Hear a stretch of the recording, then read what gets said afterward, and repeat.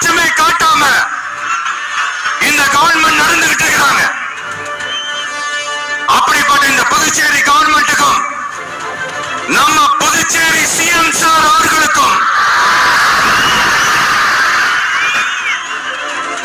இந்த நேரத்தில் என்னுடைய மனப்பூர்வமான நன்றிகளை தெரிவிச்சுக்கிறேன். இத பார்த்தாவது தமிழ்நாட்டில் இருக்கிற அந்த திமுக கவர்மெண்ட் கத்துக்கிட்டா நல்லா இருக்கும்.